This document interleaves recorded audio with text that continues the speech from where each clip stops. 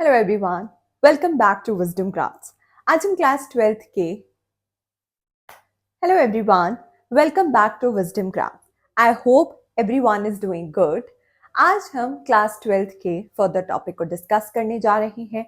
अगर आपको याद हो तो हमने लास्ट क्लास में इक्विपोटेंशियल सर्फेसेस को डिस्कस किया था, राइट? आज हम नेक्स्ट टॉपिक दैट इज हमारे पास है इलेक्ट्रिक पोटेंशियल एनर्जी। अब आपको तो पता ही होगा कि हमारे पास जो एनर्जीज होती हैं वो बेसिकली दो टाइप्स की होती हैं, राइट? एक तो होता है पोटेंशियल एनर्जी और एक होती है काइनेटिक एनर्जी। अब देखिए, अब यहाँ पर ना मैं बात कर रही हूँ पोटेंशियल एनर्जी की। अब मैं यहाँ पर ना सपोज आप लोग रेस्ट पोजीशन पर हो, तो जो एनर्जी हमारे पास उस टाइम पर रेस्ट पोजीशन पर होती है उसे हम पोटेंशियल एनर्जी का नाम दे देते हैं, राइट? अब हम बात करेंगे कि यहाँ पर यहाँ पर भी बात वही है, पर एक चेंजेस यहाँ पर आ रहे हैं, दैट इज इलेक्ट्रिक। एक वर्ड यहाँ पर नया इंसर्ट हुआ है, दैट इज इलेक्ट्रिक। अब उस इलेक्ट्रिक पोटेंशियल आप कह सकते हो कि चार्जेस की बात क्या है या इलेक्ट्रिक पोटेंशियल एनर्जी की बात क्या है, मतलब इसका मतलब क्या है। देखिए, अब अगर आपके पास दो चार्जेस है, मैं आपको बताती हूँ कि एग्जैक्टली इसका मतलब क्या है। अब मान लीजिए मेरे पास ना दो चार्जेस हैं, ठीक है? एक यहाँ पड़ा है और एक यहाँ पड़ा है, ठीक है? दोनों ही लाइक चार्जेस है, मतलब लाइक चार्जेस मतलब पॉजिटिव पॉजिटिव या negative negative. Let us suppose दोनों ही हमारे पास पॉजिटिव पॉजिटिव चार्ज है, ठीक है? अब देखिए, अब इन दोनों के बीच में जो एनर्जी होगी, पोटेंशियल एनर्जी होगी, वो जीरो होगी। क्यों होगी जीरो? क्योंकि एक तो इन दोनों ये इतनी दूरी पर पड़े हैं कि इनको मतलब इनके बीच में कोई वर्क डन हो ही नहीं रहा है, कोई इंटरैक्शन हो ही नहीं रही है, ठीक है?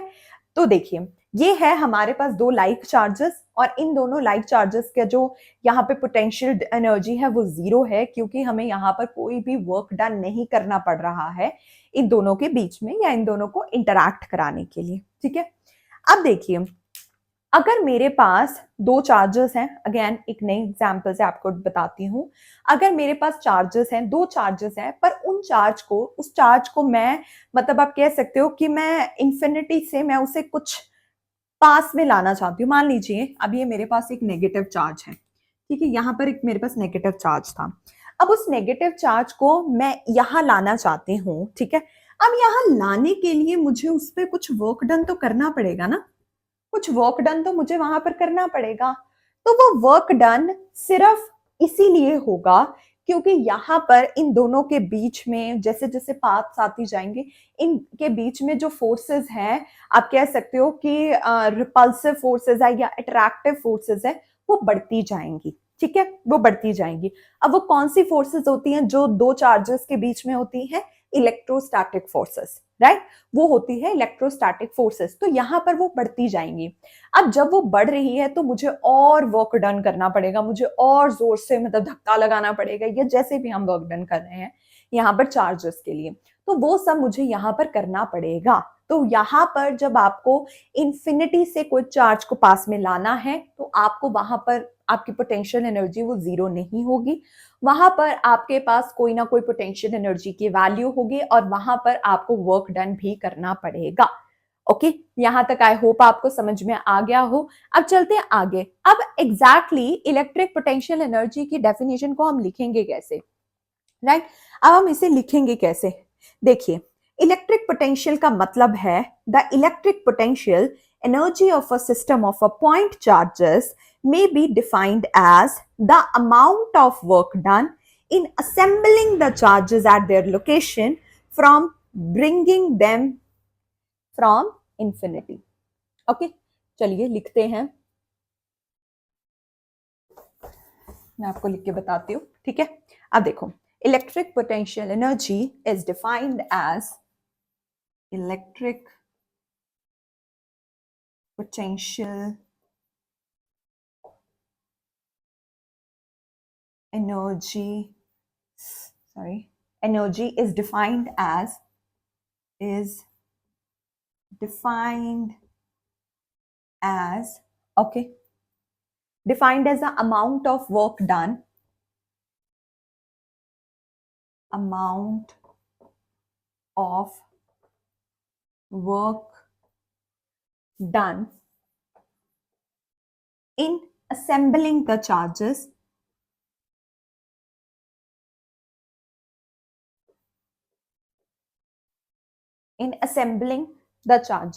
okay, assembling the charges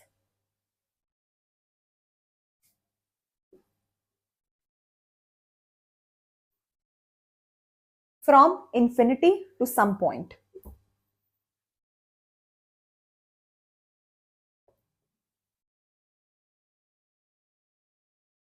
Okay, from infinity to some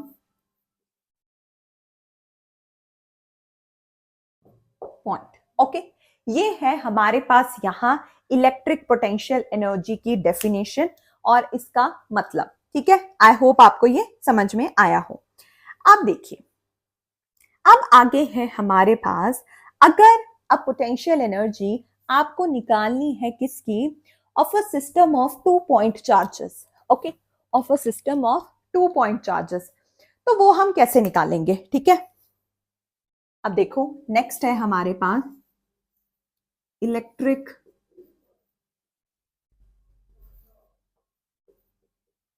potential energy of a system of 2 point charges.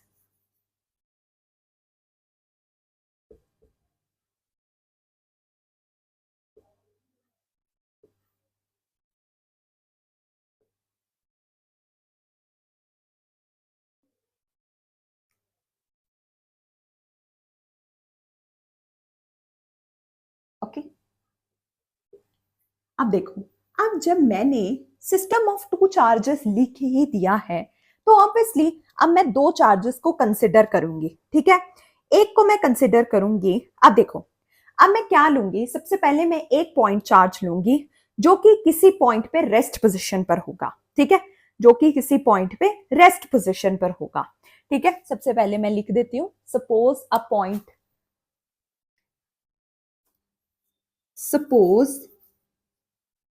a point charge q1, okay, which is at rest position.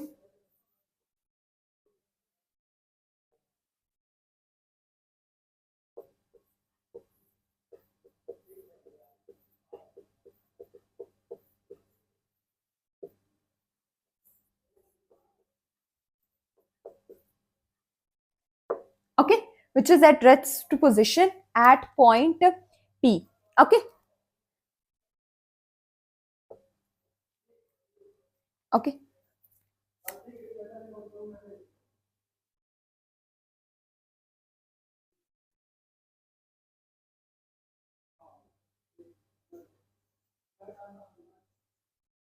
Okay, ये आ गया यहां पर. अब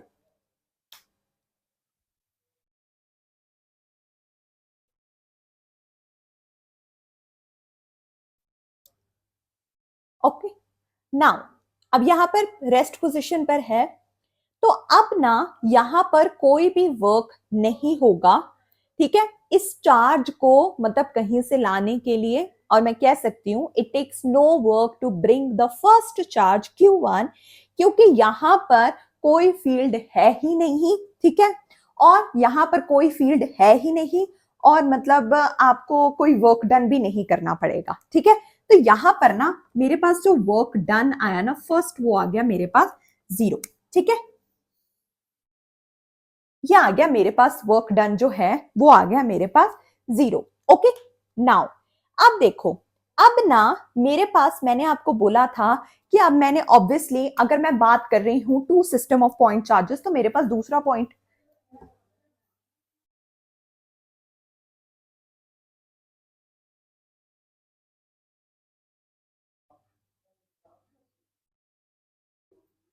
okay,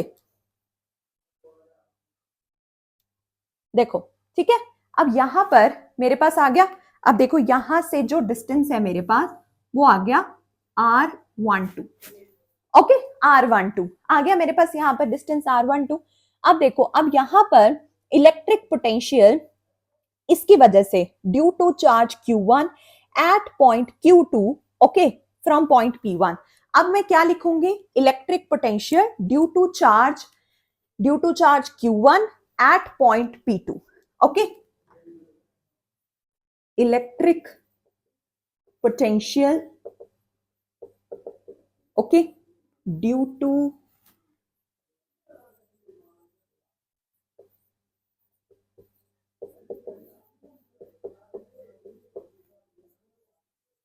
okay at point P2, okay. ये हो गया at distance, okay. अब क्या है? 1/4 pi epsilon naught Q1 over R12, तो क्या आया?